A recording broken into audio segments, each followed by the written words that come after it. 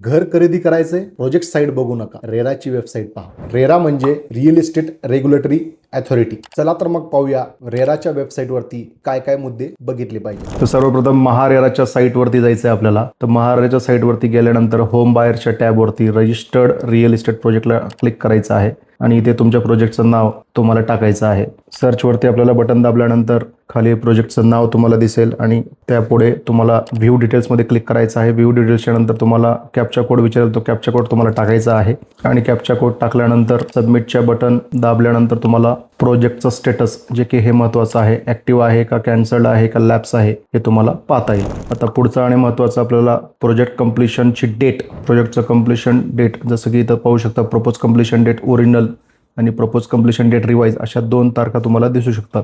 पुढचा पॉईंट आहे carpet area disclosure of flats. तर असं स्क्रोल करून तुम्हाला त्या प्रोजेक्टमध्ये किती विंग्ज आहेत, कुठले अपार्टमेंट आहेत आणि carpet area in square metre आणि नंबर ऑफ अपार्टमेंट त्या प्रोजेक्टमध्ये किती आहेत अशा रीतीने तुम्ही कार्पेट एरिया डिस्क्लोजर पाहू शकता. पुढचा सर्वात इम्पॉर्टंट जो पॉईंट आहे प्रमोटरचं डिटेल्स आणि प्रमोटरचे बॅकग्राऊंड तुम्हाला चेक करायचं असेल तर इथे तुम्हाला प्रमोटर पास्ट एक्सपिरियन्स डिटेल्स हा टॅब तुम्ही क्लिक करू शकता. त्यामध्ये do you have any past experience, yes, project name, project address, project area, project status, litigation असे तुम्ही व्ह्यू करू शकता की त्या बिल्डरनी त्याचा पास्ट एक्सपिरियन्स कुठले कुठले प्रोजेक्ट त्यांनी कंप्लीट केलेले आहेत, त्याचा एरिया किती आहे आणि कंप्लीशनची डेट किती आहे हे पाहू शकता.